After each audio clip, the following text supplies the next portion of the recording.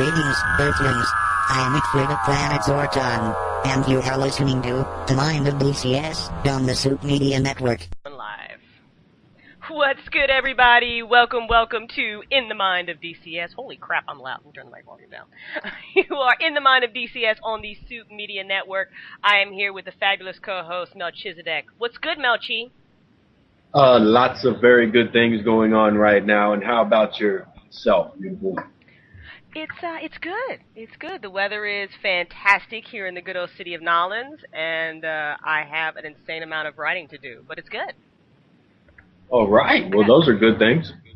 Those are good things. Those definitely are good things. If you are a comic book reader, you should so check out darkbrain.com. I'm really excited about the Church of One series that I am writing for him.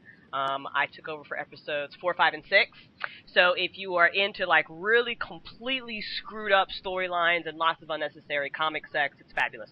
You should definitely go check it out.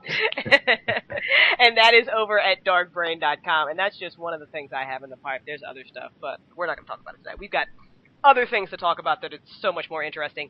We have a very special guest with us this evening. His name is Adam Sommer. He is an evolutionary astrologer. What's good, Adam?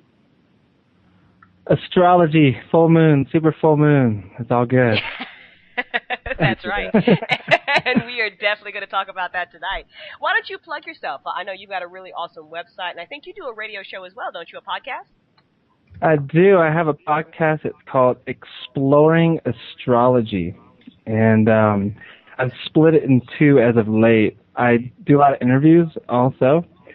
And so the other show is called Exploring Astrology Conversations, and I essentially interview the raddest astrologers in the world and get them, to be heard. And so there's two shows now. One's interviews, and the other one is just me ranting and raving about astrology. That's fabulous. I listened to one of your podcasts. I don't remember which one it was, but you had a very cool guy on. You all were talking about some stuff. So I was like, yeah, definitely. And Adam Ellenboss speaks very highly of you. Yeah, me and Adam are tight. That's great. He said he's going to call in tonight as Dick Cheney. That's awesome. Yeah. That's great. Political joke number one.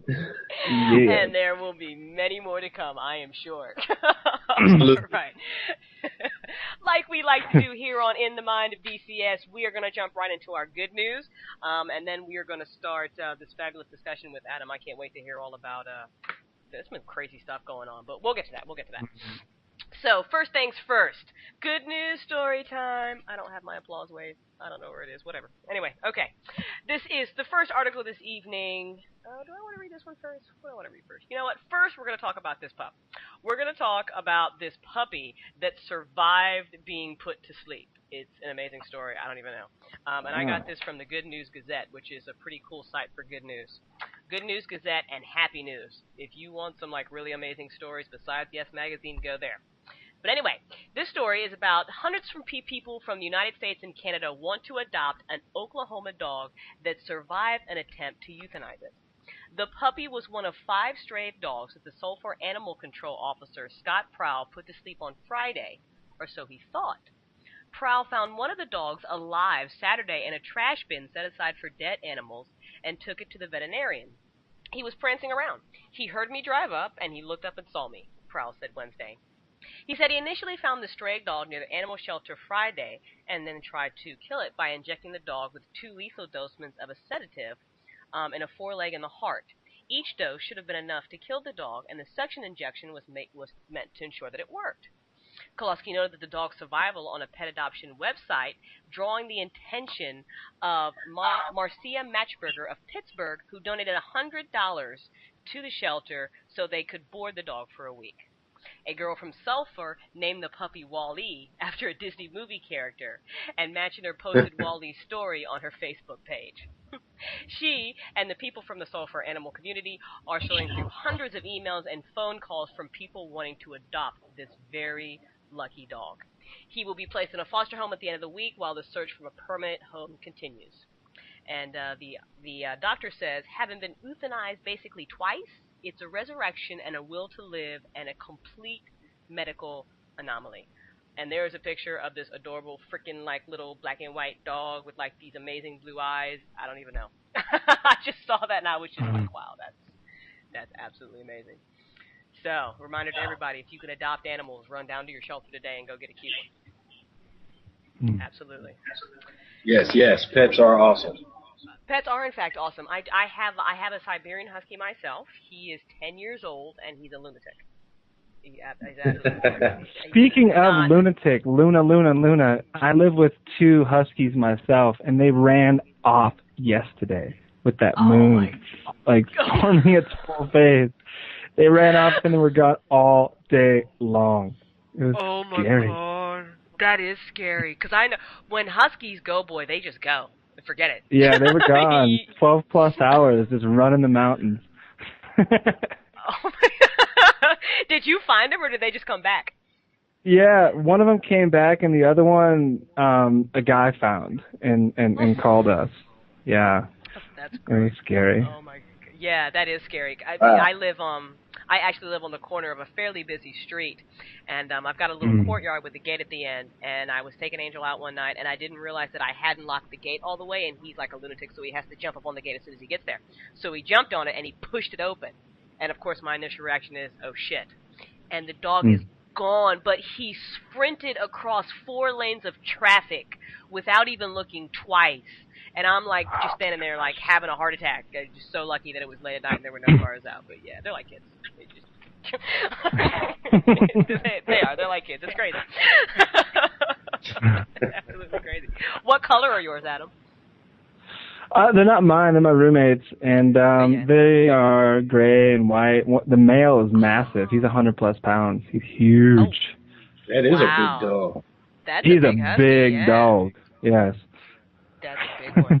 Yeah, mine was like, he got up to 70 pounds because his grandparents spoiled the heck out of him, and I had to get his weight down, and he was not happy at all with me. It was awesome. He was just angry dog. But I'd have a million, I just don't have the room, but I want like 3 more because they're awesome animals. Besides being extremely high maintenance. But the second good news, they really so are. The second good news story that I want to share this evening is another just strange one about animals. But the story is about a Malaysian tiger that was mauling this woman's husband, and she stopped the tiger by beating it in the head with a soup ladle. True story. Swear to God. I've read that story. Did you see this story? Yeah. This was like... And they don't give you a whole lot of detail, but basically this guy, where is he out in? He's out in northern Malaysia. He's outside of his village. I think he was trying to catch a squirrel or something, and the tiger attacked him. And his wife hears the tiger attacking him, runs outside with a freaking soup ladle, and like beats the tiger in the head, and the tiger runs away. Swear to God, guys, it's on BBC News. So, I thought that was amazing. Absolutely amazing. And that's a lot of love for your husband, because I might hesitate a little bit if I was married and I saw a tiger. I don't know, tigers win. But good job to the wife. Way to use that soup ladle. I don't even know. That's definitely one of those stories. Don't try this at home, kids. Yeah. If you see a tiger, don't grab a soup ladle. Highly not recommended. All right, and our last good news story from the evening is from Yes Magazine, and I thought this story was absolutely awesome. It's by Lisa Dodson, and it is titled The Moral Underground, How Ordinary Americans Subvert an Unfair Economy. Bia, a manager at a box chain store in Maine, likes to keep a professional atmosphere in the store. But with the staff struggling to get by on $6 to $8 an hour, sometimes things get messy. When one of her employees couldn't afford to buy her daughter a prom dress, Bia couldn't shake the feeling that she was implicated by the injustice. Let's just say, we made some mistakes with our prom dress orders last year, she told me. Too many were ordered, some went back. It got pretty confusing. And Eddie, she knocked them dead at prom. Andrew, a manager in a large food business in the Midwest, told me about the moral dilemma of employing people who can't take care of their families, even though they are working hard. This was something that he couldn't pretend was okay. He came to the decision to do what he could, even at the risk of being accused of stealing. I pad their paychecks because you can't live on what they make. I punch them out after they've left for a doctor's appointment or to take care of someone, and I give them food to take home. He described how it changed his job, tainted it, to be supervising people who couldn't get by on what he paid them. Ned, who works in a chain grocery store, detours some of the product that doesn't quite pass muster, dented cans, not quite fresh produce, to his low-wage employees. I guess you could say I make the most of that, he said. I just make the most of it. I don't see it as a scam. It's not for me, it's for them. At the end of the month, that's all he has. Today, 1 in 4 U.S. workers earn less than $9 an hour, about $19,000 per year. 39% of the nation's children live in low-income households, and African American and Latino families are much more likely to be poor or low income and are less likely to have assets or home equity to offset low wages. Between 2001 and 2008, the author of the article spoke with hundreds of lower and middle-income people about the economy, work, schools, healthcare, and what they saw happening around them. When this research began, the author was focusing on parents in low-wage families, documenting their accounts of working, being poor, and trying to keep children safe. But that changed when she spoke to Jonathan, a middle-aged top manager in a chain of grocery stores in the Midwest. She was asking him about the stress of running a business that employed lots of low-wage parents. He acknowledged there were plenty.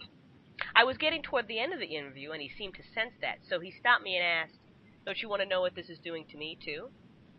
At first, I thought he was going to tell me his own financial problems, but he wanted to talk about being someone who makes enough to live fairly comfortably while having authority over hardworking parents who do not.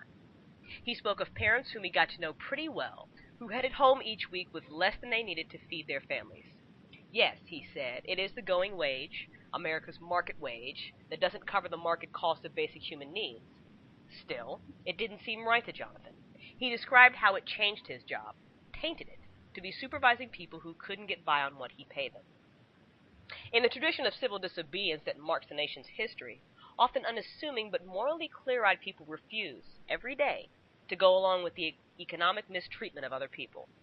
Like Andrew and many others, Jonathan looked beyond the fact that it was legal for the market to set wages below what families needed to survive. Does that make it right? Yeah, of course it's lawful and good for business, and thus enthusiastically endorsed by a government increasingly run by corporate interests and their lobbyists. But when you look into the faces of people who are doing their work and trying to take care of their families, is it decent? And if not, what do you have to become to obediently go along with improvising workers and their families? Very different people from across the country told me that when you ignore injustice embedded in your society, you become a part of it, complicit with what you consider immoral. And for some, this changed how they saw their role in the world and the work that they did. Work is a core class intersection in American life because every day, millions of low-wage and middle-income people come together to do their jobs. They often get to know each other, their family concerns, hopes, and plans. Some of the people I interviewed said they had no interest in low-wage workers, and others said that low-wage people have only themselves to blame for being poor. But most employers thought that working people should get a fair day's pay and being able to keep their families fed and housed. A few went beyond concerned. They found a little opening, a little chink in the system, and used it to treat working people better. Even if they had to break company rules, they were determined to treat people as though their survival mattered in a business environment that valued nothing but the bottom line. The author spoke to many people who, like regular Americans in the past, decided that when you see people being treated unfairly, and worse still, you realize you play a direct role in that unfairness. The right thing to do is act against it. The talk about the economy is now very different from when she began the research. The effects of the unrelated market rule are being exposed as economic damage spreads beyond millions of working families. But the author found that long before the press and politicians became riveted by an economic meltdown, plenty of ordinary people had been grappling with an unjust economy. Far away from debates about Wall Street and Main Street, in the side streets, byways, and common corners of the nations where most Americans live, some have been staking out different moral terrain. There is a tale that has always emerged in America when business has free rein, can freely undermine the public good, and can freely buy and sell political will. Today's is a contemporary version, but it is one that recalls a history when market rule could justify almost anything. Buying and selling human beings, sending children to coal mines, denying people the right to organize, gutting whole communities to take jobs to a cheaper elsewhere, or leaving people who have labored their long lives without a pension or home. But there is also a parallel story, and it's one about resistance. It is a new chapter in the proud history of how people will refuse to go along with economic abuse, and not just the few heroes we recall. Heroes alone don't shift the ground. Deep change comes only when regular people start naming what is happening, talking to one another, and inevitably, some of them decide they can't accept such injustice. Occasionally, they can move a nation. I love hearing stories about people doing the right thing, especially when it involves breaking rules. Because I love breaking rules. Just me. That was a good news. I thought so too. I really thought so too. And I love hearing stories about people who are just simply becoming more conscious of just how things work and how the systems works and how they can do even the smallest things to kind of step in and kind of take care of some of those gaps. So those stories are always happy to hear. Absolutely. So Adam, tell me, with all the revolutions and the craziness going on, is there an astrological reason for it? You bet. It relates. It relates to the transpersonal planet of Uranus. And this planet has an 84-year cycle. And just last Friday, it moved into the sign of Aries, which is very significant when you are trying to understand these type of topics through the tropical zodiac, which is what most Western astrologers use. Seasonal astrology, in a sense, and it's called the Aries point. It's the beginning of the great cycle, in a sense. It's like the beginning of the tropical zodiac. So the Vernal Equinox, that is on the 20th, tomorrow. Usually on the 21st, but actually this year it's on the 20th. It's when the sun goes into Aries, representing spring, right? Equal day and night. Right. And so Uranus, this planet, this archetype, represents a lot of things, but it represents humanity. It represents individuation, to use a Jungian term. It rules over astrology in a very real way. And I would say this transit, Uranus moving into Aries is like power to the people. And as it happened, it was definitely synchronized with the catastrophe, with the earthquake/tsunami that occurred in Japan as the ingress was happening from Pisces into Aries. I'm always so fascinated when you guys say that, because I love that you've got these planets that are associated with these different types. Like Uranus is very, like you said, power to the people, and I also was reading something how it can be very chaotic when it starts to move. And then you look at the world, and then you watch all these things happening, and it's just like, wow. How does that work out? Now, you call yourself an evolutionary astrologer. What's the distinction? Yeah. So I'd say that evolutionary astrology draws its roots way back to Dane Rudhyar, who I think he passed away in the late 70s. But the term has been used by many astrologers, but really I relate to two men as the main influences in my studies, and they are Jeffrey Wolf Green and Stephen Forrest. Two astrologers that are still alive today, and they call themselves evolutionary astrologers. And what it means is primarily what we're concerned with is the evolution of the soul. And so by looking at these outer planets, Uranus included, Pluto, Neptune, and also the nodes of the moon, we can understand a lot about past lives, karma, and really what is the purpose of our incarnation. Why did we come here?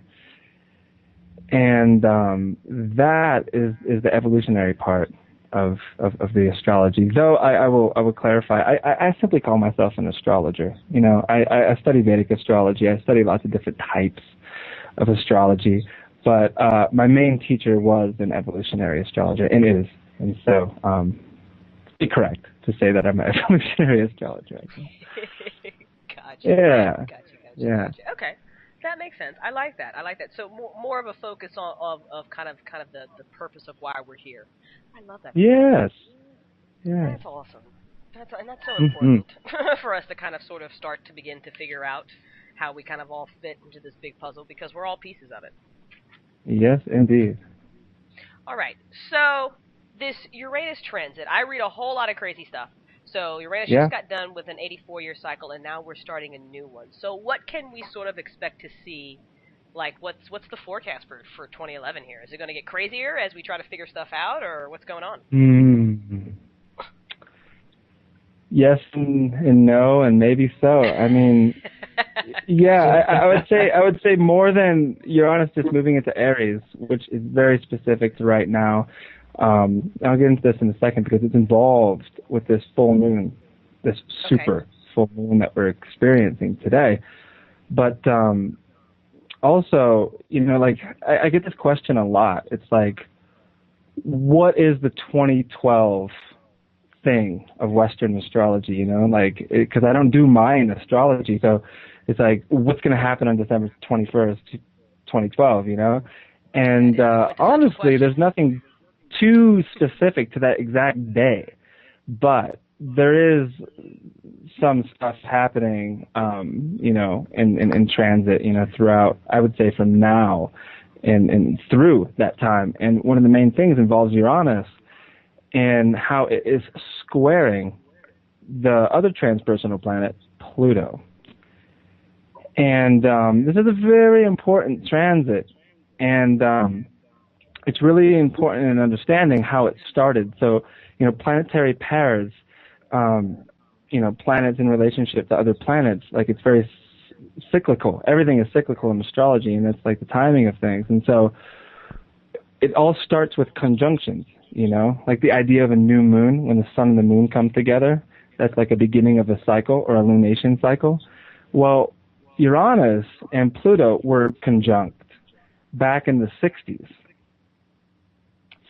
And we all know that it was a very revolutionary time back then.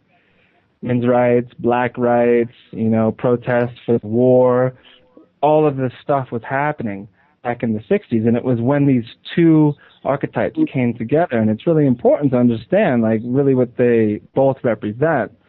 And so we really talked about Uranus. And I think that Uranus is probably one of the most misnamed of all of the planets. Like, the actual god Uranus doesn't relate so well to how this archetype expresses itself. It's more like Prometheus. What's that you going to say?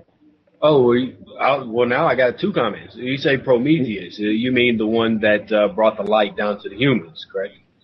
Sure. Oh, okay.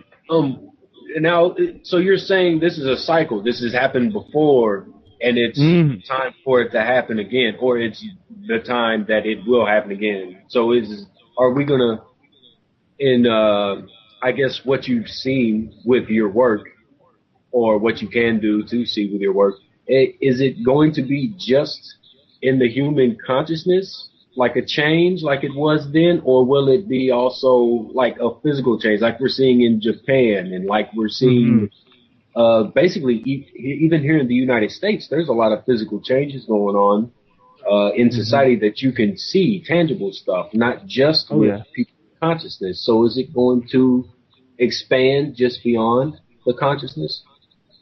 Yeah, I mean, like the quote that I think we've all heard that relates very well to Uranus is "as above, so below," Yes. And so it is very personal, and it's also very social, and we can understand it. Like, my main approach to astrology is just looking to the past, like what happened in history already, like when these transits were going on, so that we can better contextualize what the heck we're experiencing right now. And so what's occurring, like this square between Pluto and Uranus, is actually what's called the first quarter square. We're still very new in the cycle. The actual phasal relationship, the whole cycle of Pluto and Uranus, because they do move so slowly around the sun, is quite a big cycle. It's roughly around 140 years. And so it started back in the 60s, and it won't end until like 2100 2004 or something like that. Really? It's a big cycle. Yeah, it's a huge cycle. And what a square is, it's a 90-degree aspect between two planets, and it's a great challenge. And what this first quarter square represents, and, you know, Uranus and Pluto are going to, like, the first square actually doesn't occur until 2012. I think June, perhaps, of 2012. And they will continuously square each other because planets do go retrograde. They apparently move backwards in the sky. Yeah. And so, like, this square will kind of, like, they'll be dancing with each other until 2018. And it's this great challenge of integrating what was opened up back in the 60s. So what opened up? You know, like, well, it was this huge liberating moment for humanity. And, you know, we wanted our freedom. So that's what the Promethean side of it, you know, it's freedom from the known, freedom from constraint, freedom from limitations. And so that's what Uranus is. It's like, no, you cannot hold me back. You know, I need to be free. I need to discover who I really am, and I'm not going to abide by your laws if they do not, like, live in accordance to, like, what my spirit is telling me. Yeah. Well, so, you know, Pluto. Go on. I was just going to ask you to expound a little bit on the square. You called it a square, and when a compass basically makes spheres, and you it's almost like a reference to Freemasonry. They got the square and the compass, and the square is a 90-degree angle, and the compass is spheres. And if you're talking about the spheres, which are the planets and the signs and the moon, all of these different astral things, and then you're also talking about a square.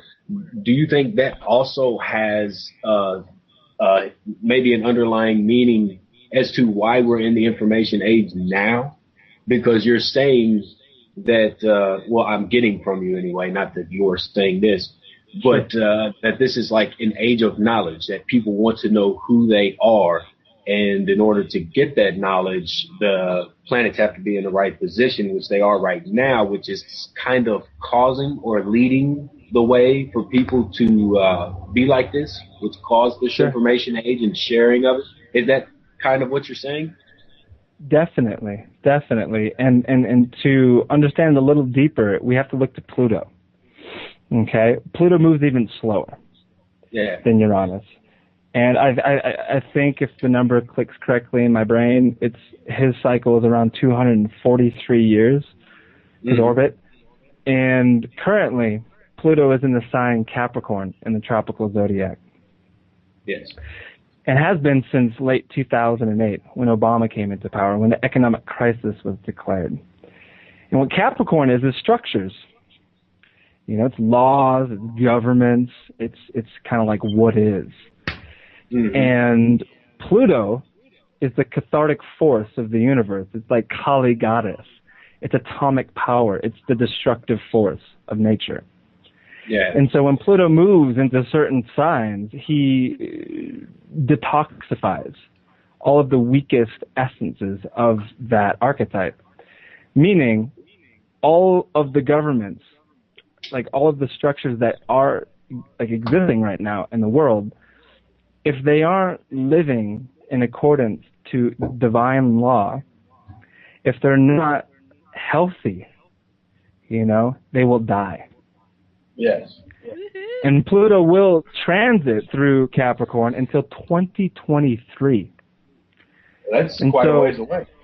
It's a long time. It is. And you know, like, just kind of predicting things, you know, by that in our history, you know, things aren't going to be the same. Not at all. You know, I mean, you can look to a lot of different things and realize that, whether it's like the oil crisis or like what's happening with the natural world or whatever. But like by that time, the whole world will be very, very different.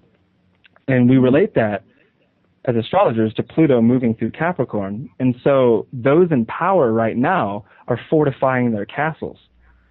Feel it. They know it. And Uranus in Aries, which is squaring it, right? It's creating this insane tension where it's like people that are revolting to this, you know, like it's power to the people, like I said. And that is the challenge to Pluto and Capricorn of all the people who are already in power. And then the tension, the conflict, the fight begins. And so, you know, what's happening in the Middle East, what's happening, you know, in the unions throughout our country, like, it's just a sample of what's to come. Oh my God. And so that's the idea of Pluto square Uranus right now. Plans are no joke. Yeah. No joke. I kind of got a question for you. It kind of dwells on the Japan topic, since we're talking about planets, and we also spoke about the moon for a brief second. Do you think maybe the moon, since it's as close as it's been to the Earth, and I can't remember how long, but it's supposed to be like a length of period of time in between when it's this close to the Earth, but do you think maybe that pull and like what the moon has an effect on the Earth did something to kind of help that along, the earthquake and the tsunami and the volcano, of course, that was over? Sure. Well, because it happened last Friday, and we weren't experiencing this perigee, which is the technical term, astronomical term for it. We weren't experiencing it then. The specific transit of that day was Uranus actually moving into Aries. And so it moved from the sign Pisces in the tropical zodiac into Aries. And so it's like this Leviathan, if that's how you pronounce it, this monstrous beast coming out of the ocean. And it's just shaking up the world.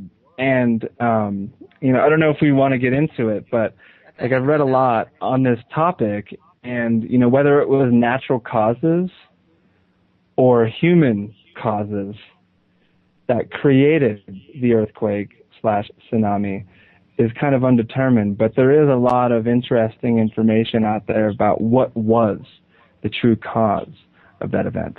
I think it's a little bit of everything. Yeah. What do you mean? A little bit of everything. Like, I think it was part human cause, part natural cause, part astronomical cause or astrological cause. And when I say the human cause, I don't think like humans went over there and jumped at 100,000 of them jumped at one time and caused the earthquake. I mean, I think humans did something over the years to the earth, and the earth is trying to correct itself maybe. And, you know, every cause has an effect. You know, we pollute the earth so much, the earth is going to do something to try and correct itself. We spill too much oil into the ocean, the earth is going to try to correct itself as it does naturally, regardless of what we do. So in a sense, the man-made aspect of what was done to help that along is also being helped along by a natural aspect, which is trying to correct what the man-made aspect did. So I kind of see it as I see everything working together, and I see everything kind of doing it. I don't think it's just one thing that did it, like just the planets or the pull of the moon or our poles shifting or something like that. I think it was more along the lines of a little bit of everything. But that's just me. You know, what do I know? Yeah. You know what I mean? No, I feel you, man. You're pretty knowledgeable, Melchi, I think. Yeah. At least most Saturdays, anyway. Sometimes. Every once in a while. Yeah, right? We just have these epiphanies on the air. It's awesome. Yeah. You know what? I definitely, maybe in the second hour, Adam, we might touch on that topic a little bit, because I actually want to hear what your research was, what you had found out, because I had briefly seen some stuff about that, but I didn't, I was too busy being heartbroken. I mean, I've been watching NHK News about what's going on in Japan, and I was just too busy trying to just send some love and some positive juju over there to even think about what might have done this to people. So, but let's briefly talk about this.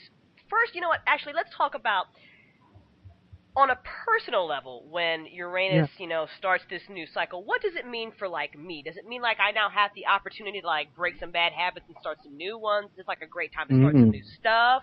Like, just in general, what does this mean for, you know, our individual listeners? That's an amazing question. So, yeah, you know, like, there is a lot, like always with these transits, you know, there is big world, as I would call it, implications that always occur.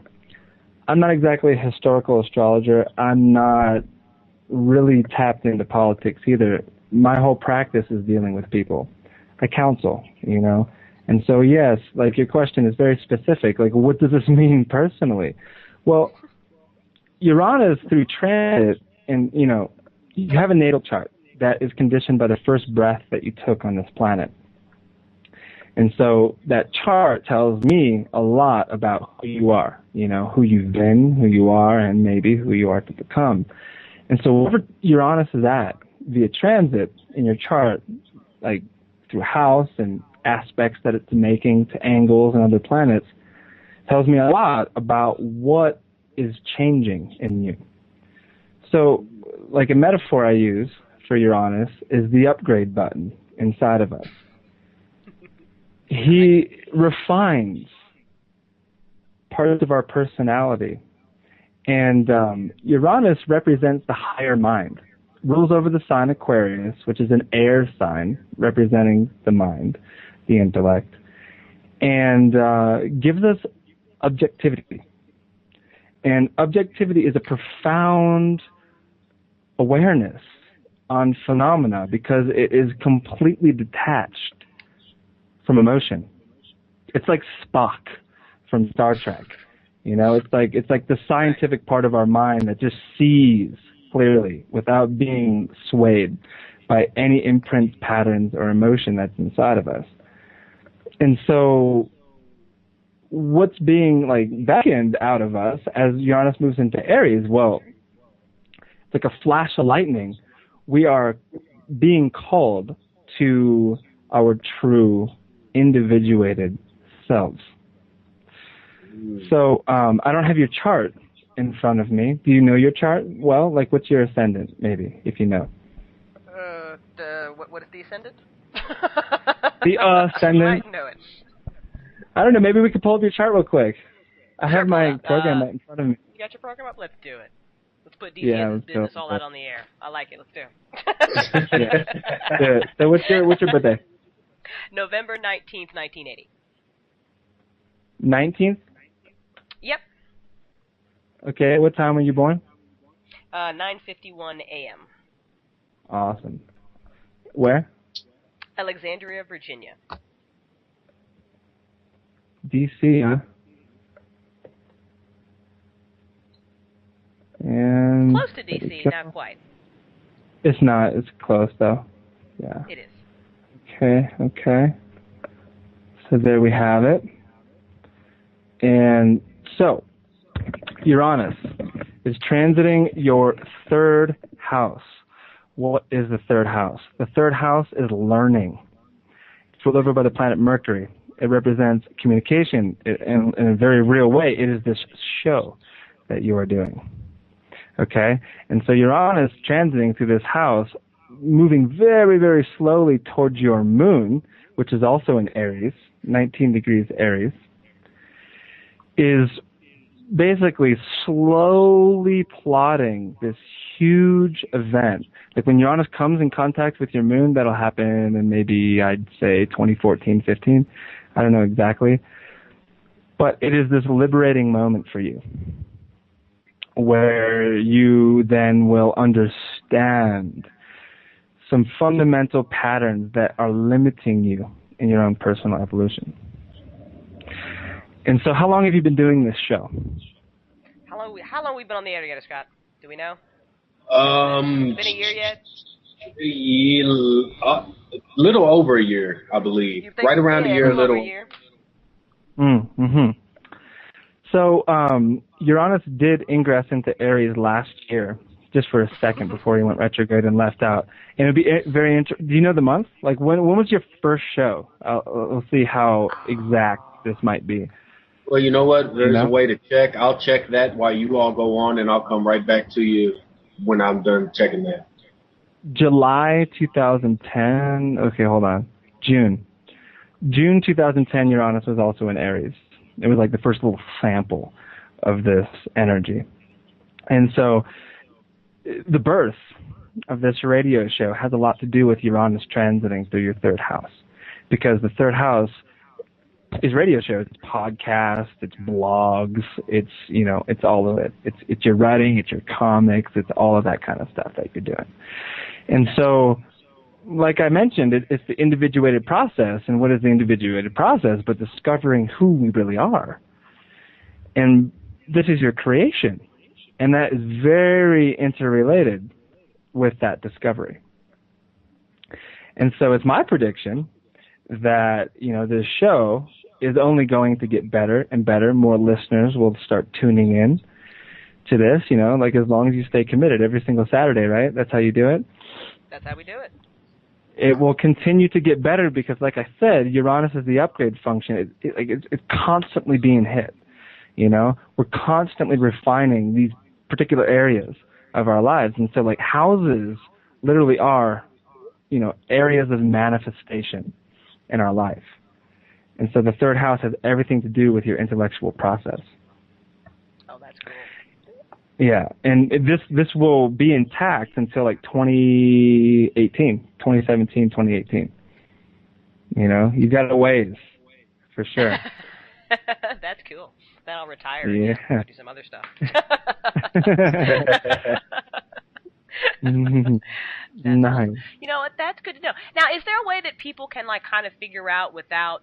Is there an easy way that people can figure out like where Uranus is moving through their chart? Because this is huge, right? Like we just stopped an 84-year cycle and we're starting a brand new one. So like, and I can see it too with like a lot of my friends and just people that you talk to. Like people are in that state of discontent or figuring stuff out, and it's not just you can see the world kind of in upheaval, and people's lives are starting to be in upheaval too.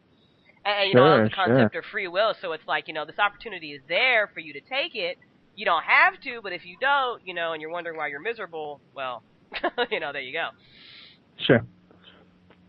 How do they do it? Well, there's a site, there's a few, but I think the most popular site to cast charts, see transits, stuff like that, is astro.com.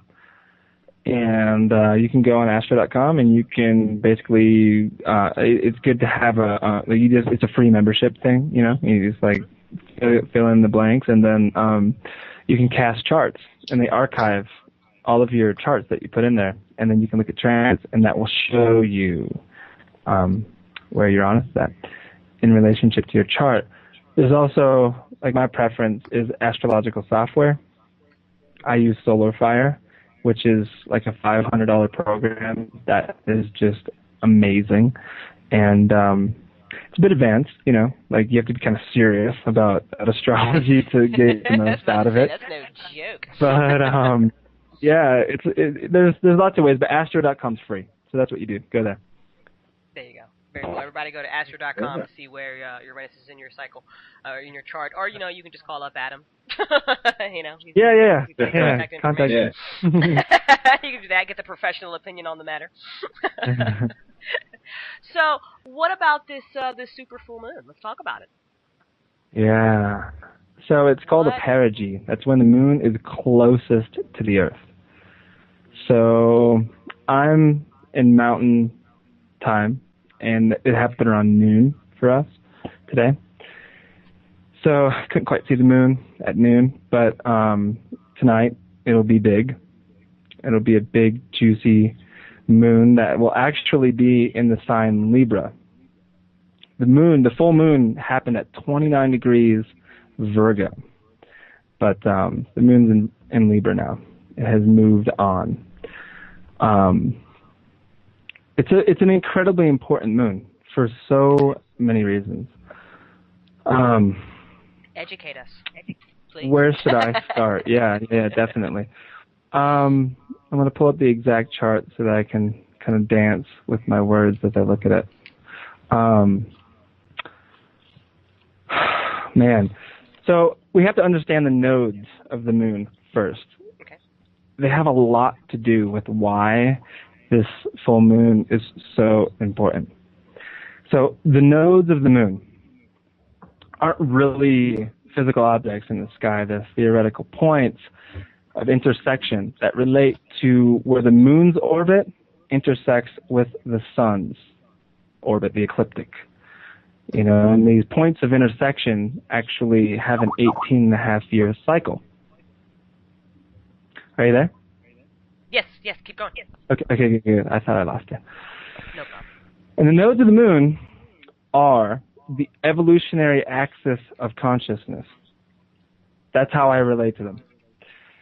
South node represents an overdeveloped part of the psyche, and it also represents past lives. The north node is an underdeveloped part of the psyche, and it represents potential future lives. In India, they call these points Rahu and Ketu. Rahu is the north node, Ketu is the south node. They cause eclipses. When the sun and the moon are close to them, there is eclipses. Oh, well, that's cool. And so naturally they're feared. They're ominous points. They're kind of demonic. They relate to this dragon that gobbles up the sun and the moon in a way. And this full moon is, again, the word squaring. This full moon is squaring the nodes of the moon. So the feeling of an eclipse is in the air. Did you guys see the solstice lunar eclipse? I did. I stood outside and watched it. It was quite awesome. Wasn't it? Yeah. So that was when the sun and the moon were opposing each other like they are today, full moon, right? On the nodes. Like it was conjunct the nodes. And so that's how it happens. That's how it occurs. And it's an interesting feeling, isn't it? It's kind of really hard to put words around it. But there is like a strange and eeriness. Like kind of like, I don't know, it's ineffable. But like eclipses, especially solar eclipses, are known to cause natural disaster. The fall of the king, they say, in the traditional texts. Mm-hmm. And sometimes that was true. But earthquakes, like along the eclipse shadow, is a very, very, very common phenomena. Like where that shadow kind of like dances on the earth, there's sometimes earthquakes that occur. So, the full moon today, the super full moon on its perigee at 29 degrees Virgo, is squaring the nodes. This is so important. Because the north node of the moon, which is what they call Rahu in India, is at 27:59, or it was during the full moon, I'll just say 28 degrees Sagittarius. This is such a phenomenal point in the sky, in the tropical zodiac.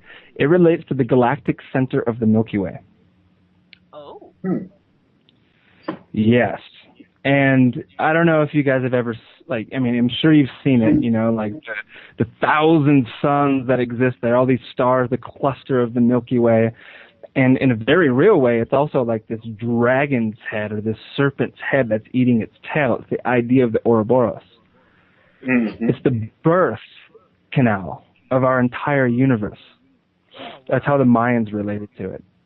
Uh-huh. It is this like yoni in a way for our entire galaxy. And it's where we come from. And it's a very interesting place in the sky. And so that's where the North Node is.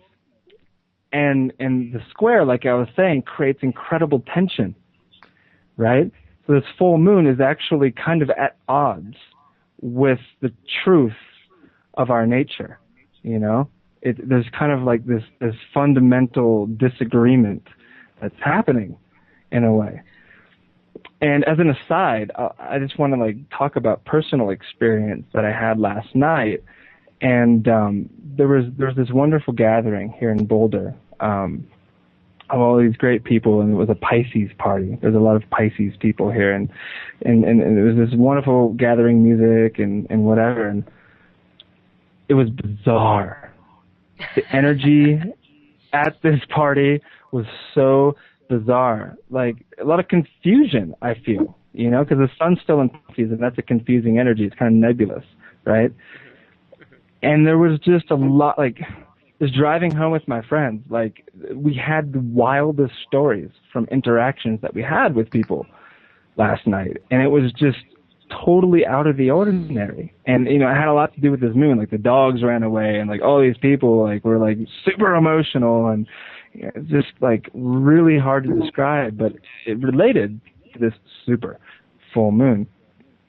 And So the North Node, galactic center, the South Node, always perfectly opposing the North Node, is, we'll say, 28 degrees Gemini. Now, I was doing some research before we started talking tonight, and on this point, because I don't know much about 28 degrees Gemini in the sky, and I was just kind of interested in maybe what it could represent. And this wonderful astrologer who writes a blog for Planet Waves, his name is Eric Francis, was talking about 28 Gemini and how he has discovered its prominence in a lot of charts. For instance, for 9/11, the Asian tsunami in 2004, the whole WikiLeaks thing. And it also is conjunct, that is, with the fixed star, I'm going to call it Betelgeuse. It has a more fancy pronunciation, but astrologers call it Betelgeuse. Betelgeuse is awesome. And it's in Orion, or Orion in the sky, and it's this red star. And I have a quote somewhere from like exactly what it represents. And where is it? It relates. This is from William Lilly's Christian astrology book. He's like a 17th century astrologer. And it relates to rare engines of war. Oh. And for Eric, when he was writing his blog on this particular full moon, it got him thinking about this earthquake and maybe, what it meant and stuff like this. And so it has a lot of kind of like warlike influences upon us in our psyche. And he goes off on a tangent about the HARP antennas, HARP technology in Alaska and stuff like this, and all this like mysterious stuff in conjunction to this aspect, this fixed star, and how very possible it is that humans had something to do with this whole earthquake / tsunami. Wow. I hope not, but it wouldn't surprise me. Yeah. Yeah, it wouldn't surprise me either. It's just, it hurts, It's like the truth of 9/11 and stuff like that. Well, that was one of the theories that I ran into, actually, was talking about HARP. And there was people that... Yeah, well, there was people saying that there's a site you can go to that shows when HARP is active and what it's doing. And then there was opposing people saying, oh, well, that site's disinfo and so on, back and forth. I don't know if HARP was even active at the time, but it would make sense because HARP does mess with the ionosphere and it can create things. It absolutely does. Yeah. I don't, that's why I didn't dive into the causes behind the earthquake and tsunami, because I spent the last 2 days just so freaking depressed. Like, I'm at work trying not to cry because I'm watching, these people suffering and now they're homeless. And the Japanese are just such proud people. They just really are. Yeah. You just wish, I really just wish that I was talking to a friend of mine that I wish I had disaster training, because I'm the type of person that I like being in action, and I don't like feeling helpless, and I can, meditate and send all the love all day, but I really like to be over there, actually, helping these people any way you can. So, I really, really hope that this was not one of those man-made things. Some idiot is messing with things they're not supposed to. But if it is, it just hopefully will serve as a wake-up call. Another one. I don't know how many we need before we get a clue, but okay. Well, you know what? There's another funny aspect, too, though. Have you heard or read any news about any looting, any kind of stuff like that?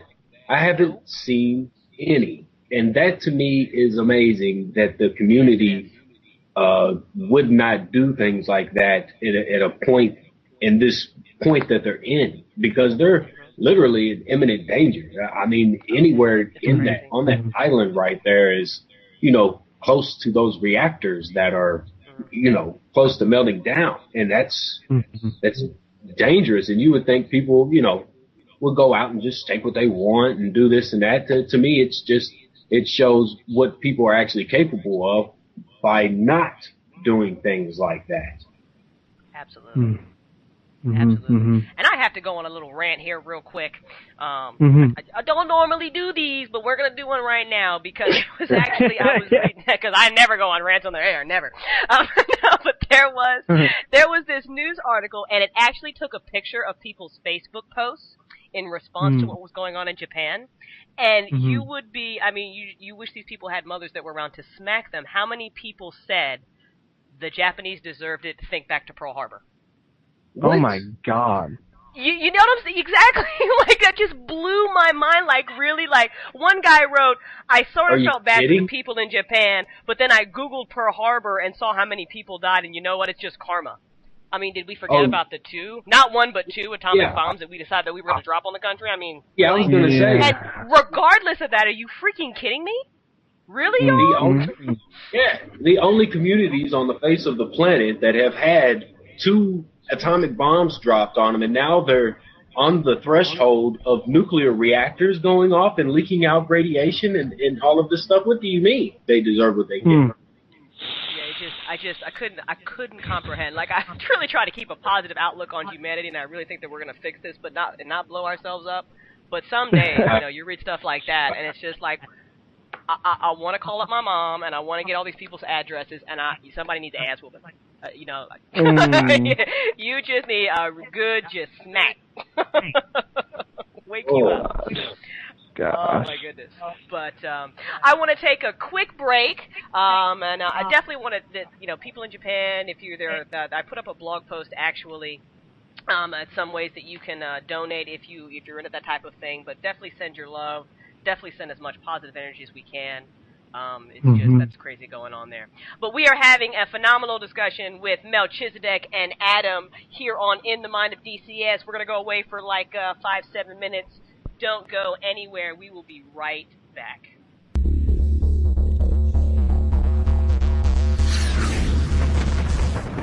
PSN Radio The Soup. The best in talk radio anywhere.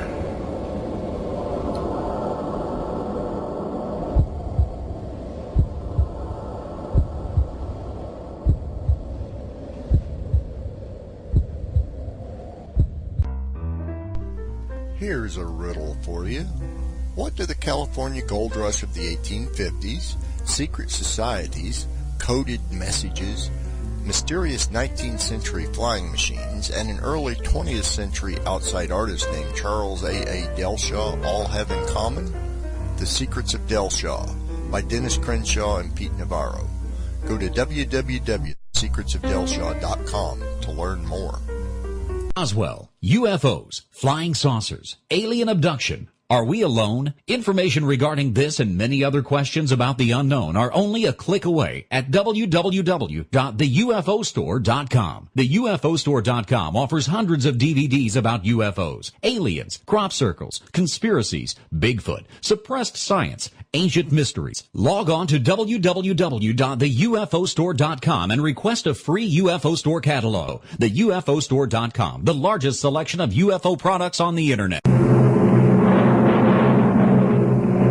Adventures in time and space, transcribed in future tense. The Powwow. Countdown for blast off.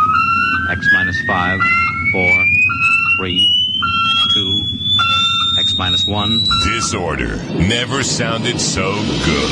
From the far horizons of the unknown come tales of new dimensions in time and space. These are stories of the future. Adventures in which you'll live in a million, could be years on 1,000 maybe worlds. Galaxy Science Fiction Magazine presents The Powwow. Weekends at 12, only on SoFloRadio.com. Hi, I'm Barb DeLong. I'm a spiritual empath.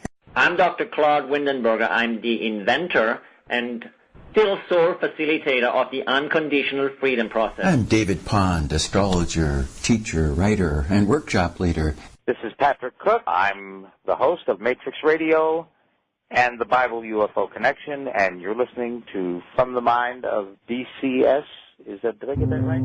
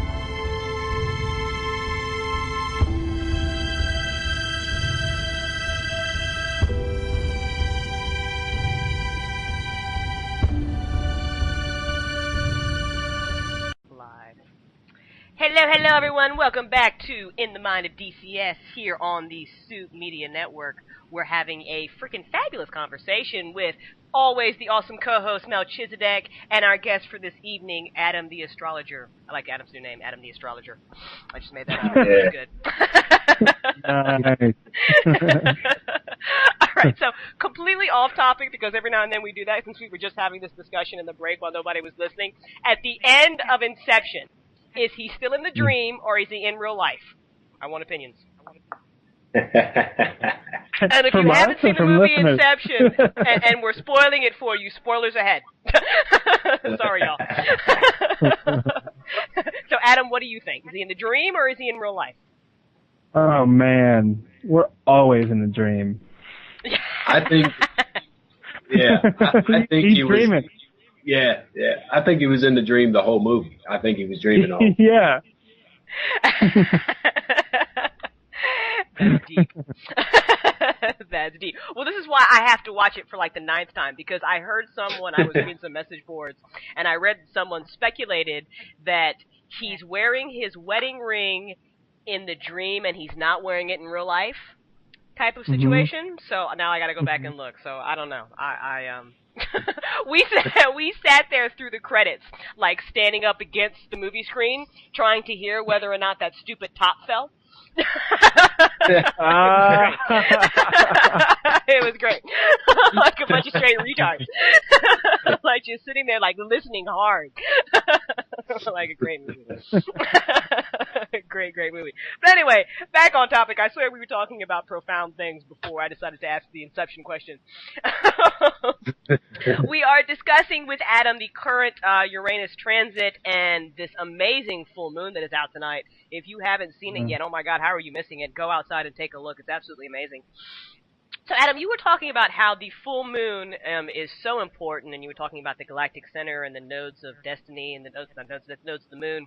So I just kind of want to summarize basically everything we're talking about here. So Uranus is like this chaotic force that is kind of, making us look at these systems and institutions, and there's kind of like this revolution going on.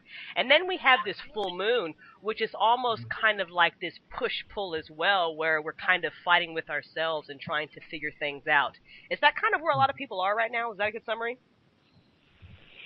Yeah, I think we can trace it back to Uranus and Aries. I think that everybody is kind of being called to their true purpose, and it really does take a courageous individual to really pay attention to that flash of insight. But yeah, I think a lot of people will be changing jobs, will be breaking up with their lovers, will be completely changing their life course throughout, this whole transit of Uranus moving throughout Aries.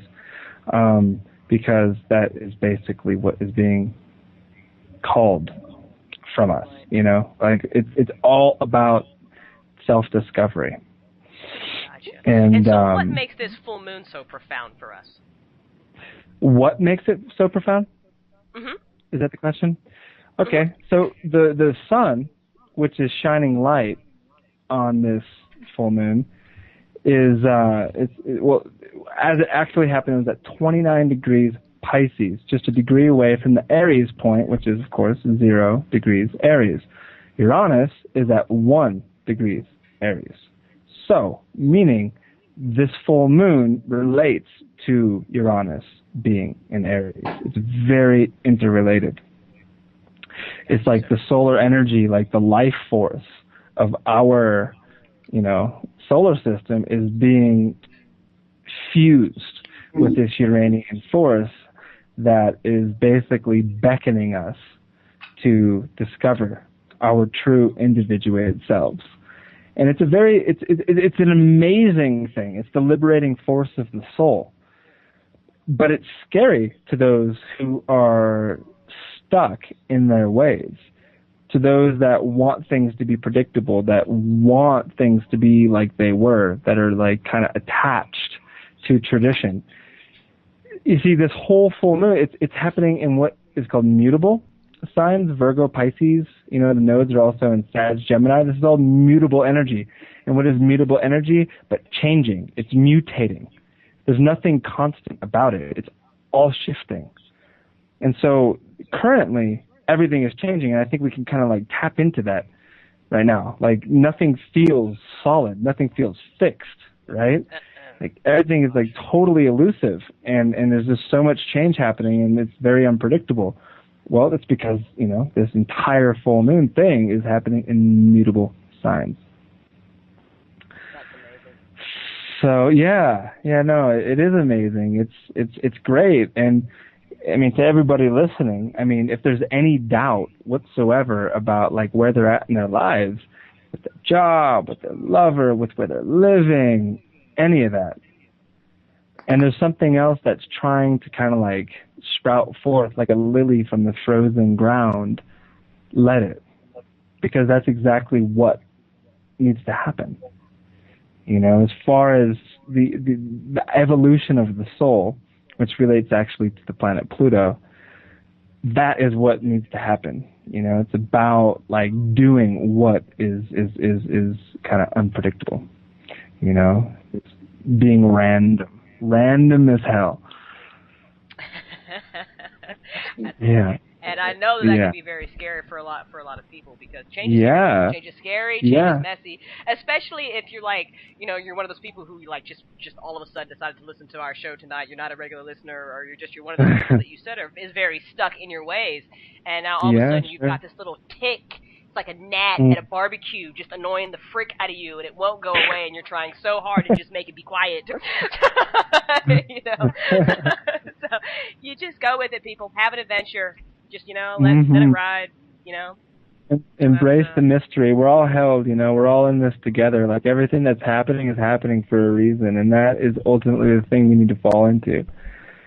All of the disaster, all the hypocrisy, all the crazy shit that's happening is all happening so perfectly, and that's the truth of your honest. Is that, like everything that seems non sequitur, everything that seems like crazy and like just out of nowhere, doesn't make sense, it's happening for a reason. There is some sort of an order in the chaos of the cosmos. And as an astrologer, that's what we study, is that timing function in the cosmos. So everything is working perfectly. EWAP is what I say. EWAP. There you go. All right. Even if it sounds crazy. Now, I want to briefly touch upon something that you mentioned way earlier, and you briefly talked about the astrology of 2012. And what really caught me was you said it was kind of like from 2012 on to like 2014 or 15, you were saying it's about us integrating what was opened. And one of the reasons that I love that so much is why we do talk about a lot of spiritual and metaphysical things around here, and we have talked about the 2012 topic quite a bit. I have of the mindset that everybody will still have to go to work on December 22nd, 2012. However, I'm sorry, y'all. Like, I'd love it I'd love to be wrong. I hope there's like this big cosmic like download and we're all just cool. But that would be amazing. I'm totally down for it. But I think it's more about catalyst energy. It's more about kind of like this full moon in Uranus it's putting it out there, but there is this thing called free will. So it is completely up to us what we do with it. So briefly, just tell us, like, there's this massive, like, there's a galactic alignment. Apparently, we like line up with the sun of the Milky Way galaxy or something. Like, from an astrological standpoint, like, how big of a deal is December 21st, 2012? All right.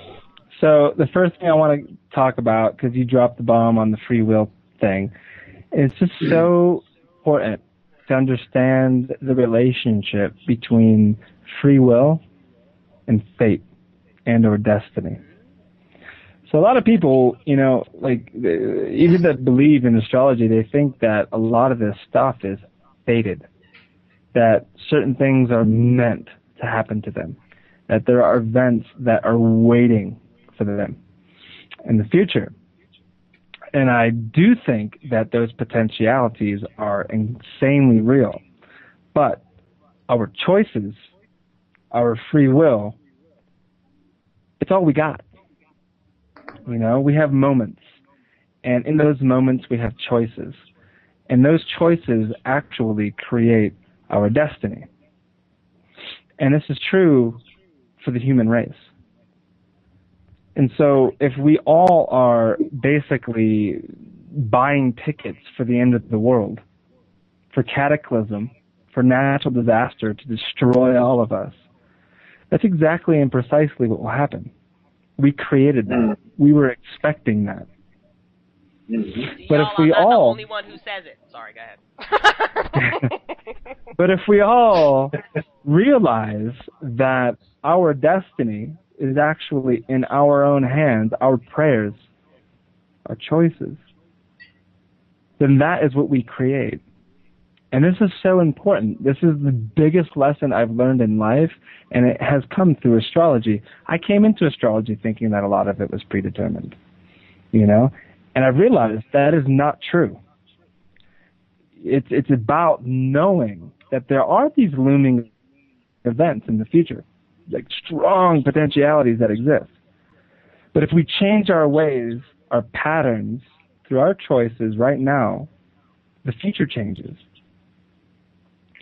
And so it's so important to start praying now and start acting now to basically steer this ship away from cataclysm. Because it's moving that direction, you know? Like, we live in an unsustainable world.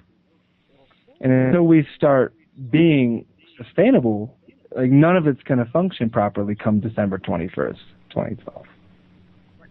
That's my own personal belief on all of that. I am in complete alignment with everything you just said. We say it here all the time. That's why we really like to mix in our spirituality with discussions about self-sustainability and talking about how these systems are breaking down, but really pointing out all the opportunities we have for things to break through. Like all these reactors shutting down because of this earthquake, while right now is a really horrible thing because of the radiation and the problems that people are having, but on the other hand, a great eye-opener to why in the hell are we still using them in the first place. I know. Yeah. You know? Nuclear power. So, the astrology of 2012, December 21st, 2012, is interesting and also not so interesting. You know, there's a lot of talk about how there's this like great galactic alignment and stuff, and I'm not really an expert on that. You know, I don't really know the Mayan calendar, the long count, so well. But, you know, supposedly in that camp that our solar system is also revolving around the galactic center. You know, we're like in the backcountry of, you know, this entire galaxy. And we kind of like go woo, up and down the galactic equator. And like there's like this specific type of alignment that's occurring. And then I can't notice that through the tropical zodiac nor the sidereal zodiac. So, you know, what I deal with is then the planets that are in our galaxy. And there is, I would say, the two big transits that are occurring on December 21st, 2012 is, number one, the planet Neptune will be at 0 degrees Pisces, its own sign, conjunct the planetoid Chiron, also in Pisces at 5 degrees. This is an important transit for sure for that day, because Neptune is nature. Neptune is almost impossible to talk about because it's so elusive, but it's how we are all interconnected. It's the truth of reality. One of my astrology teachers has a book on Neptune. His subtitle of the book is called, or it says, The End of Hope and the Beginning of Truth. And that's kind of what Pisces is about. Pisces basically looks at nature and says, I love this. I don't want to touch it because it's so perfect. Its opposition is Virgo, which is very related to the full moon that we're experiencing today. It's Pisces Virgo, right? Virgo says, oh my God, we could put a mall there. We could put a parking lot there. We could have a nuclear reactor there. Virgo is all about intervention, human creation, where the hands meet the earth, or the mind goes through the hands into the earth. And so Pisces is what is. It's the truth of nature. It's this perfect chaotic expression of life. And when Neptune moves, and it's actually going to ingress into Pisces this April, and it will be in Pisces throughout the summer, but then we'll go back into Aquarius, then to go into Pisces again for December 21st, 2012. But, and it will stay then. And I feel that there's two great possibilities for Neptune being in Pisces on that day. And one of them is catastrophic natural disaster. Like for instance, I don't know if anyone has tapped into this, but there was a National Geographic special quite recently about Atlantis. Supposedly, now, the consensus reality has proven that Atlantis did exist. Yeah. In Spain. Oh, now somewhere. they agree with it? Oh, is it Spain? Yeah. I briefly saw that article that it's in Spain now. Awesome. Yeah, southern Spain. Exactly. Yeah. These mudslides or whatever. And what's interesting about Atlantis is that they were in the same damn predicament that we are in now. That they basically became possessed by their technologies and got very, very, very confused about, who they were in relationship to the cosmos, to God, etc. And because of that abuse of power and or technology, this massive tsunami wiped out their culture. So Neptune's the ocean. Like I said, Neptune is also nature, and in a way we are already experiencing this. I feel, this is my personal belief, that the Earth has an immune system too. And we have infected and are polluting, like a cancer, the Earth. And so it starts detoxifying itself eventually through natural disaster. And as Pisces comes along, with Neptune and with Chiron, that is one prediction I can make, is that it will only get stronger in the coming years. That type of cataclysm is possible. Now, I just entertain that, but one of my favorite ones, which is just kind of, a floozy theory, is that Piscean energy is also alien.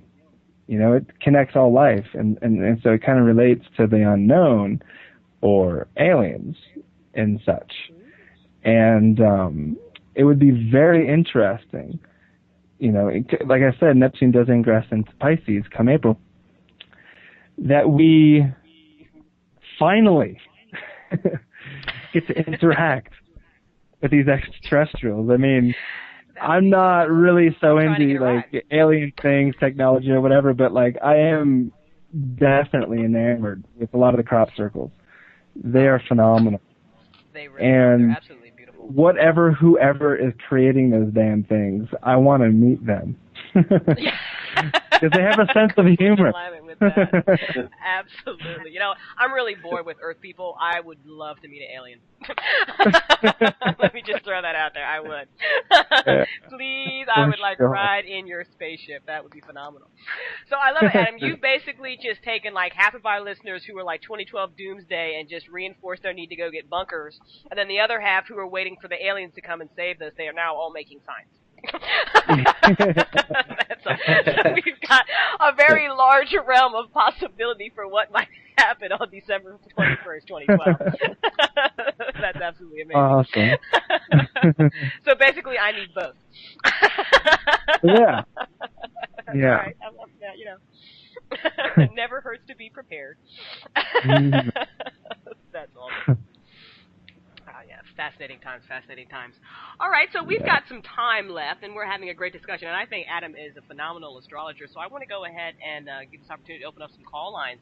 If you would like to give us a buzz, have a specific question for Adam that you want to ask and get a really quick reading, he is willing to do that. The telephone number is 504-267-1947. Additionally, if you are in the chat room and you would not like to call, but you would still like to get some information and ask a question, since Melchizedek and I are in the chat room this evening, go for it. Not want to call any people out. Julie, you want to know some stuff? My friend Julie's in the chat room. Sarah, Russ, anybody? Y'all want to know some stuff? Call on in. That's Don't be scared. Don't be scared. No. See, now they're copping out. All right, I have a question. Yeah. Specifically about this transit and me for writing, because I've got not only do I have a lot of writing doing, but I've got a potential movie that's being made off of my book. So I'd love to know what this transit specifically means for me, Adam. So since you've got my chart up, go ahead. Let's put my business out there. I love it. Okay. So, like I was saying, Uranus is transiting through your third house, right? Now, it is not the only planet that is in your third house. Pretty soon there's going to be an Aries party in your third house. Right now, Mercury is in Aries. Jupiter is in Aries. Uranus, like mentioned, is in Aries. The Sun and Mars are also in your third house, but they're in Pisces currently, soon to be in Aries. Meaning there is a buttload of energy in this house, which has everything to do with your intellectual creations and your communication with the world. So, what's important also to mention is that in your chart, Pisces, this energy we were just talking about, Neptune, Pisces, etc., 2012, Pisces rules your third house. This is so important because Pisces energy relates to the collective, the masses, and it tells me that this is an area of your life that you can very easily, quite naturally, tap into the collective need for some information. So Pisces on the third house cusp, having Neptune in the third house also, is a signature for somebody who could be published. Somebody who can... Yeah. No, it's very real. It's very, very real. And so, yeah, like, what specifically is your question? Like, are you going to get this movie deal, or are you going to be, like, super successful with your writings? Like, what is the specific question? I'd love to super successful with my writing, because I've got 2 books out, about 4 more coming. I'm diving into a lot of script writing right now, so yeah. Mm-hmm. Yeah, I mean, you have, the biggest transit in the sky right now. Okay, all of these planets moving into Aries. The Sun and Uranus, that are a part of this full moon, are also there. So it's activated. Also, the North Node that I talked about that's on the galactic center, right? Mm-hmm. It is transiting towards your Neptune, which is the ruler and or facilitator of this third house realm for you. And it will contact this Neptune in the next 6 months. So what does that mean? It's a catalyst, like a supernova of energy that can open you up to this possibility. Also, Neptune, Pisces, what I'm talking about, relates to movies, relates to Hollywood, relates to illusion. The illusion that's created through film and fantasy and stuff like that. And so, book to movie type idea, yeah. I mean, you have the transits that support that very heavily. I love astrology. I love it. I love the specifics of astrology. It's so amazing. That's awesome. What are the books about? They are, when you're talking about, the collective and trying to get information out, they're entertainment / spiritual / some conspiracy theory. It's about a family, a mafia family, who through their quest to take over the world realizes the powers that be are there, like the Brotherhood, the Illuminati, things like that, that representation, and they decide that they're going to take them on just because they can. Nice. So what starts as ego turns into like the right thing to do. Wow. So do you like The Invisibles? Are you inspired by Grant Morrison? I'm sorry? Are you inspired by Grant Morrison and The Invisibles? No, I don't believe I've actually ever read him. Oh my God. I'm writing it down right now. Yeah, like he's comic book guru that is totally up your alley for sure. Check them out. I read The Invisibles a few years ago. I was very, very into it. Yeah. That's awesome. I'm definitely going to have to do that. All right. fabulous. Similar to what you We just told me. have... I think I love it, yeah. Well, you know what? After the show, Adam, I'll have you give me your mailing address, and I'll send you out a copy of the book. Nice. Absolutely. Okay. Yeah, definitely, Cool. definitely. For like a free Can't beat that. astrology reading, maybe, like an in-depth one. I'm trying to make a deal here. All right. We have a chat room question, actually. We have one of our listeners would like to get just like a general brief reading about kind of what's going on in her life. So are you ready? Whenever you're ready for her information. Yeah, let me put it in. Hold on. So, does she have a name? Her name is Julie. Okay, hold on. Okay, date of birth? January 13th, 1970. Time? 9 a.m. Okay. San Francisco. Oh, nope, she's wrong. Her birth time is 10:33 a.m. Are you sure? Right. Nice. Okay, and she wants to know about Uranus? Yeah, or give the her full a general, moon. Sure. Yeah, just let's do Uranus. Ooh, yeah. She's super activated. Julie is super activated. So, I say this because Julie's ascendant is 27 degrees Pisces, meaning this full moon happened on her angles. And what does that mean? The angles, the ascendant, the descendant really represent the horizon line, the east, like you look straight east at the Atlantic Ocean, and that there is the ascendant line, and then you do the same with the Pacific, and that is the descendant. This full moon happened to her on these angles. The Sun and Uranus, which is the first part of it, was involved with her Chiron natally, which is at 2 degrees Aries, and the moon was just a degree away from her Pluto, that is at 27 degrees Virgo. So, what does it mean? Well, the first thing, and it's quite general, but it's also a very real thing, Julie, is it relates to new beginnings. If you have experienced heartbreak lately, or if you feel like you're on the verge of it, if you are in a relationship that is becoming stagnant and dysfunctional, don't worry, don't fret. It's all happening for a reason. You are in the process of becoming completely reborn. That's Pluto being involved with this full moon. But also, of course, and here's where my heart goes out very, very much to this. Chiron is involved here, and Chiron represents the wounded healer archetype inside of us, and this is a wound that exists that does not heal. Only we can become humbled by it. It generates incredible compassion and heals the heart chakra in a very real way, and that too is activated today. And so my encouragement for you is to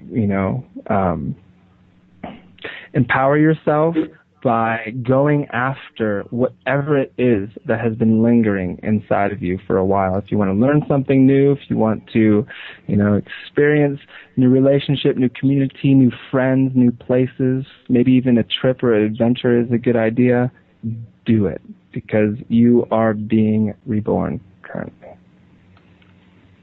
Yeah, Julie, wait for the rebirth. Yes.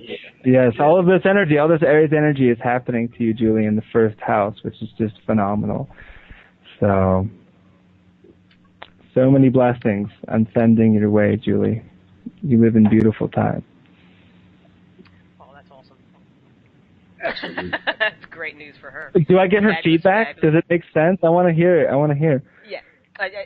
Feedback, Julie? Julie, he needs some feedback. Does that make sense? Are you down with that? She said thanks. She's kind of in a wow moment. Definitely. Okay. Julie, do you have another question for him? We've got some time. Yeah, we can do specifics. Yeah, if you've got a specific question you want to know about, go for it. She says it makes a lot of sense. Uh-huh. Come on, Julie. I got dead air here. Let's go. Also tell her that she's on the verge in the next couple of days of a Mars return that happens every 2 years. And Mars returns are quite cool because of two reasons. One, we become very inspired to kind of go, it's a grasping thing. Like we want to learn something new, or we want to do something new, like we want to bring something into our lives. And so it's a very inspirational time, but also our energy, very literally our prana inside of our body, is reset. And so if you feel that your vitals or your energy is low right now, don't worry. It's about to like completely change for you in the next week or so. And you will like get this resurgence of energy. And it's very real. Like you will be like this spring, this summer is going to be awesome for you. I guarantee it. She's loving it. Yeah, good. She loves the information. It's true. That's awesome. And it's totally good stuff that she needs to hear. It's like one of my best friends. Yeah. That's awesome. Oh, cool, cool. Yes, she says, got it. She has a new direction she wants to go in, and you are encouraging her to do it. Damn right. Do it, Julie. That's awesome. All right, we have another guest from the chat room that would like a little info on what this transit means for him. Huh? What's his name? His name is Russ. Okay. Date? Birth date is 4/29/80. 80? Mm-hmm. 4/29/80. Okay, what time? You got it. 4:35 a.m. Okay. Place? And Naples, Italy. Nice. Bingo. All right, Russ. Let's look it up.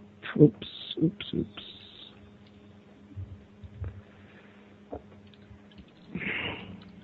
Gosh, similar. Russ, you have a natural chart to your ascendant is the Aries point. 0 degrees Aries is your ascendant. That's phenomenal. I've never seen a 0 degrees Aries ascendant before. You are unique, my friend. And what's very important, and what I was just telling Julie, is your charts are 3 degrees different by the ascendant, meaning that you guys kind of like breathe in your first breath very close to the same moment as far as like where the tropical zodiac was in your particular location. So for you too, this full moon is also happening on your angles. The sun and Uranus are on your ascendant, and the moon is on your descendant. And so what I was saying to Julie about relationship also applies to you. If you are in a relationship, you are experiencing incredible challenges right now and maybe doubt about who you are with. If you are not, you are seriously contemplating the pursuit of the perfect lover. That is Saturn transiting your 7th house. Now, having the sun and Uranus moving across the ascendant is this revolutionary moment in time for you. Uranus has never done it in your entire lifetime, nor will he ever do it again. This is an amazing moment for you. And so, funny enough, and I don't know if it's true to you, but a lot of people do this, they change their name when Uranus moves across the ascendant. I have seen this time in and time out. They take on like a spiritual name, like whether it's from like, their yogic path or their Hebrew name, or, calling themselves Sea Star or something like that, but they do take on a new name. And it has to do with completely changing your face, like how you give yourself to the world. And so it relates to this great transition that you're experiencing on a cellular level, on a soul level. And wow, that's interesting that both of you guys have like such a similar chart, as far as the ascendant goes. So yeah, full moon on the angles. I mean, any full moon, you guys, if you're listening to this, if you go to astro.com, you see that these full moons are happening on your angles. If you see that an eclipse is happening on your angles, major, major moments in time for your life. It is so powerful. So, Yeah, what's some feedback? I'm really interested, actually, in relationship for you, Russ. Like, what's going on in your love life? Russ, in the chat room, what's going on, son? Yeah, what's going on, Russ? The response is, oh, crap. No way. Don't oh, crap me. This is exciting. Come on, Russ, we're all friends here and the 100 other strangers that are listening. Let's go.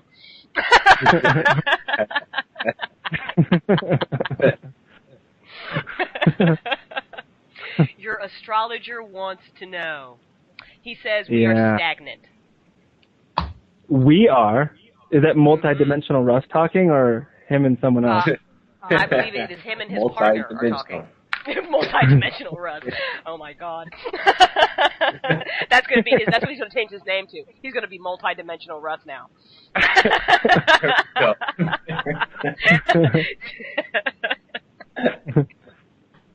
Well, see, the problem is he's sitting next to his girlfriend, Adam, so you have to be careful about what you say here.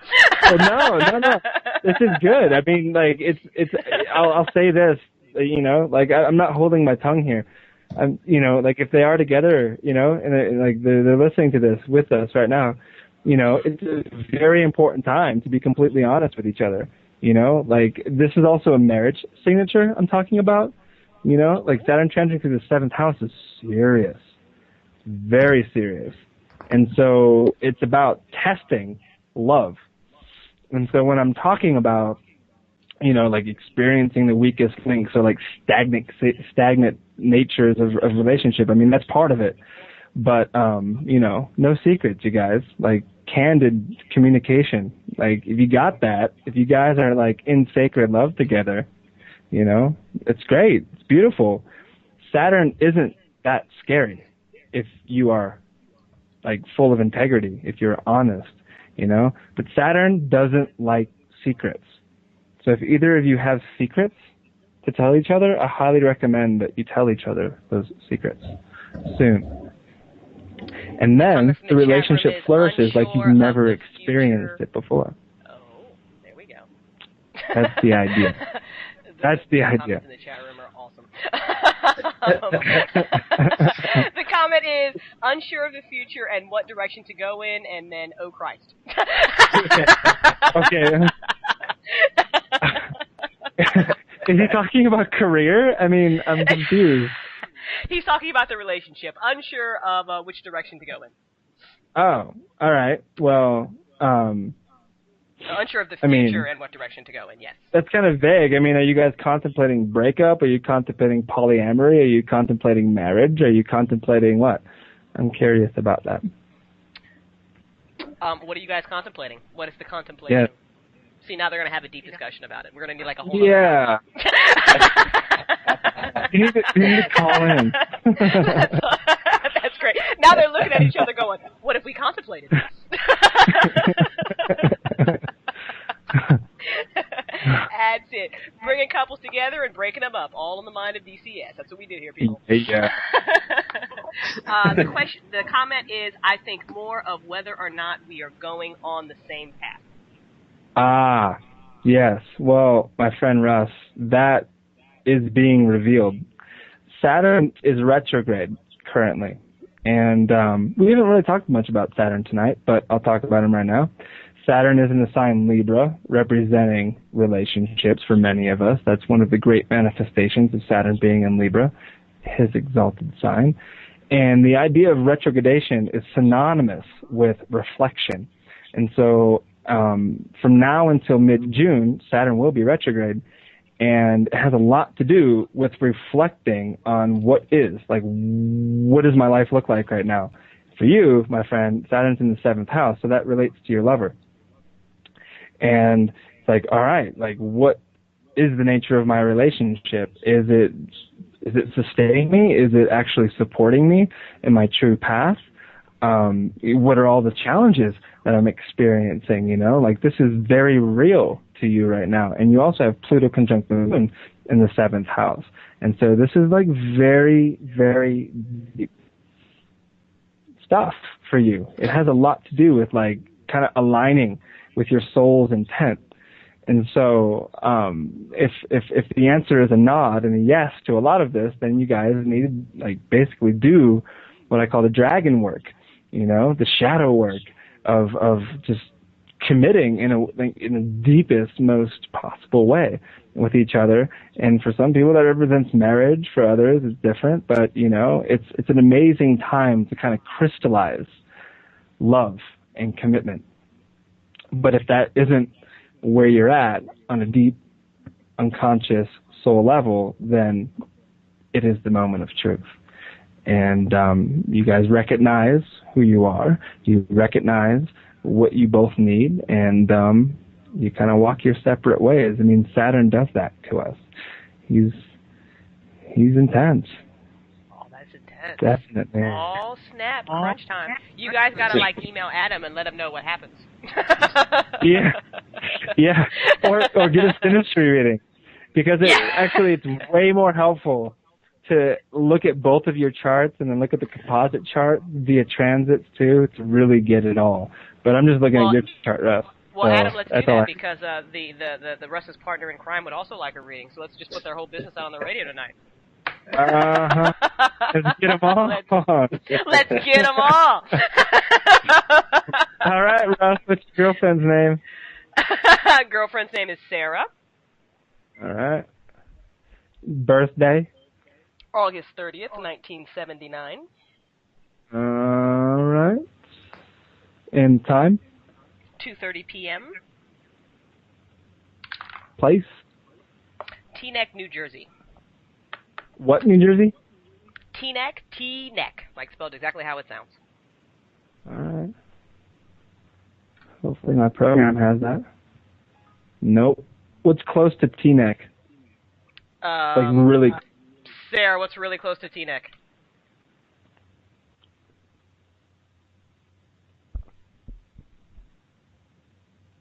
Hackensack.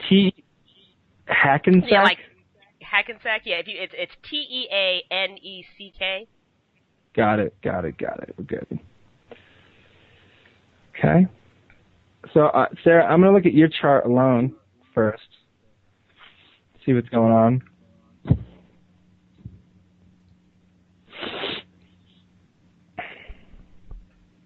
Career questions. I want to know what she does for a living. She's a dance instructor. She's a dance instructor. Sarah, do you love what you do? Sarah, do you love what you do? And she says, should I move would be her only specific question. Should she move? Mm-hmm. Move, like from place, like a physical move. Yeah, like a physical move. And she says most days in response to your question about her job. Okay.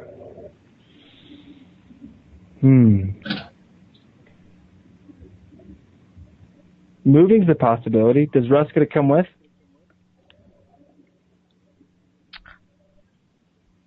Waiting for the chat room answer.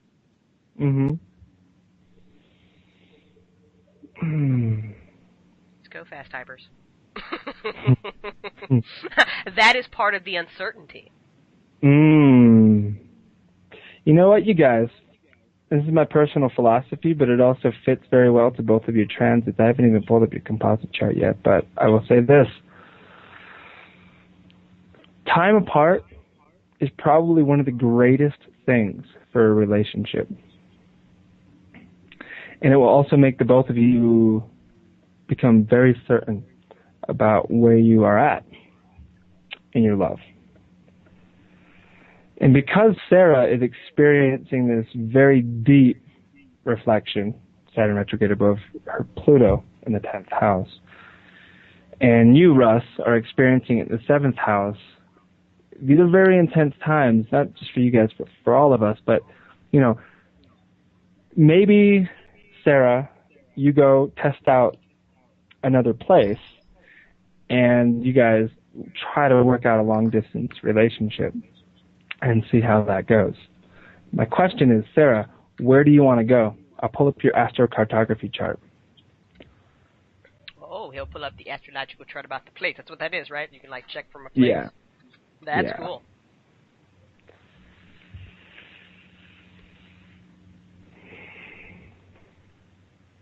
gotta ask you later, Adam, is Hawaii good for me? Because I love islands. I just moved back from the island, by the way.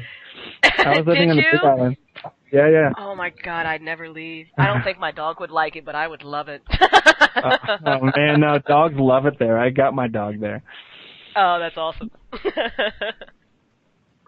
She says, don't know specifically, somewhere warm that has a job opportunity for me. She's been considering Florida.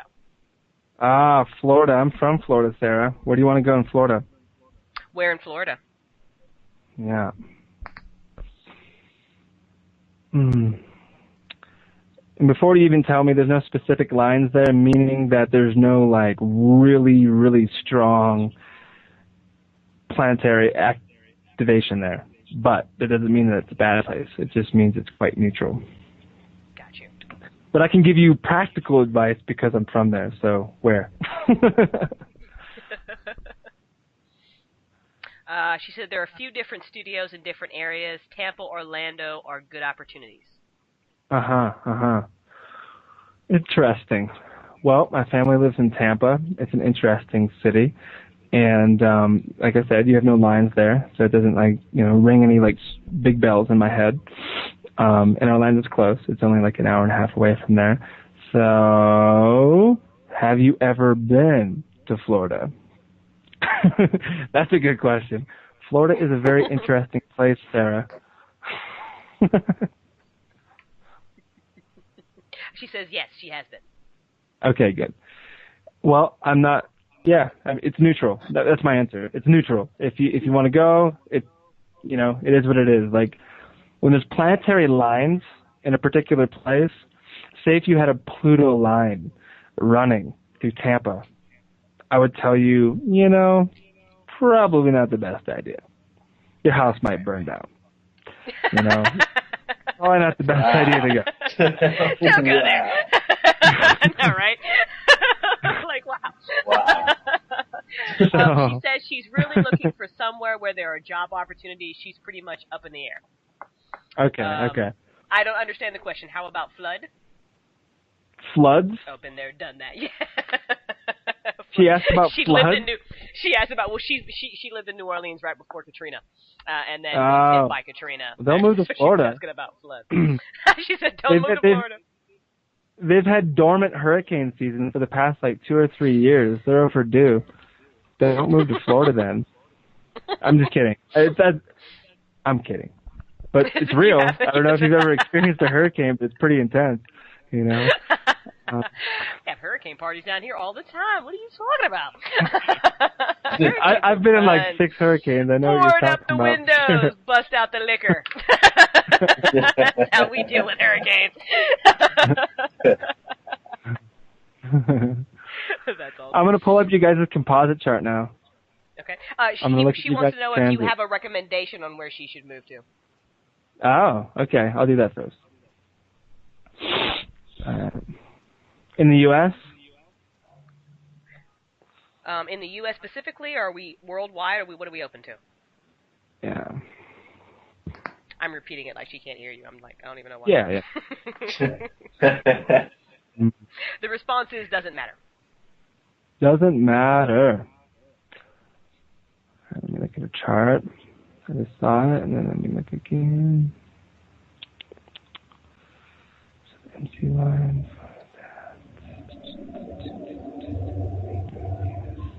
Okay.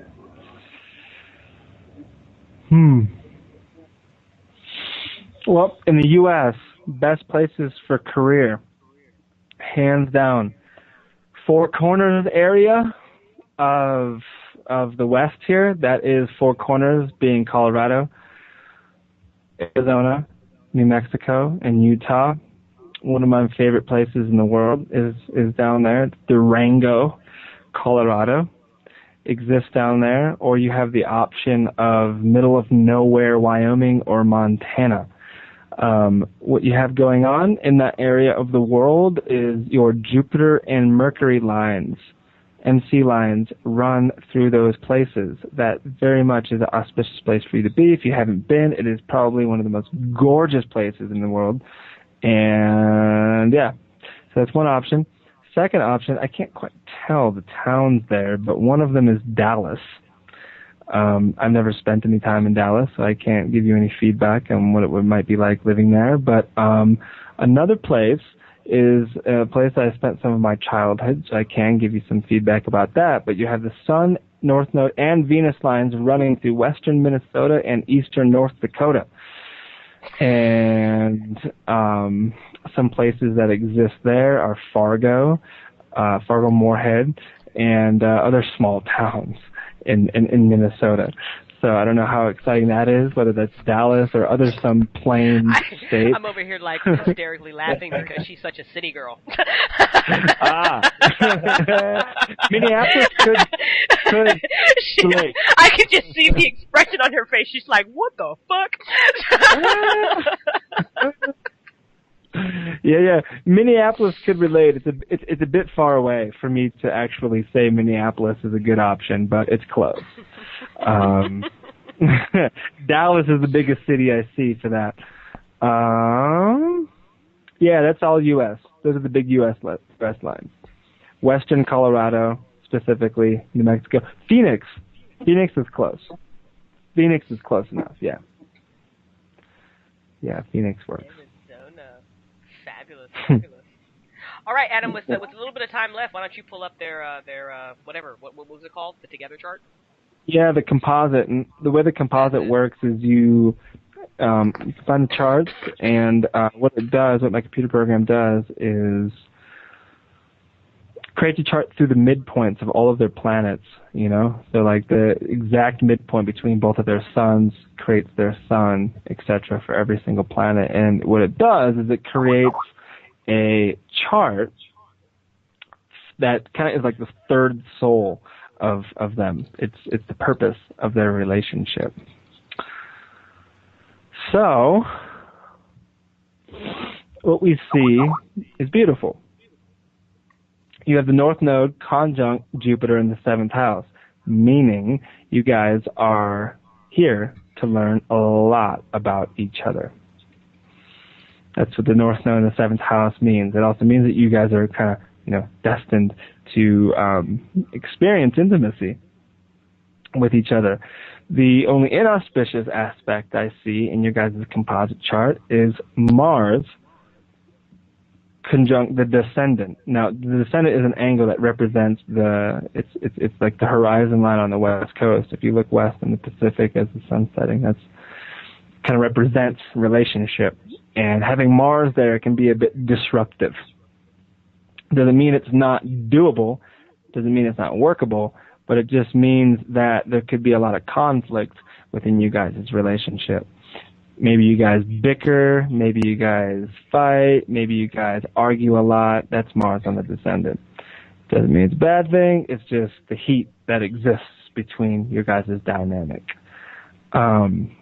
This full moon, specifically, that happened for you guys, what is uber specific to that? Well, the moon was in the 8th house today, as it was full. And the 8th house is a very intense slice of the pie that represents death, rebirth, sex, and the occult, to be very, very general about it all. And so, the fact that you guys are opening up your relationship to the world like this is part of having the moon in the 8th house, of kind of asking questions about some of the most unconscious and deepest running wounds within you guys' relationship. And so it's cool. And it also means that maybe you guys will have great sex tonight. The moon in the 8th house. It's the house of Tantra.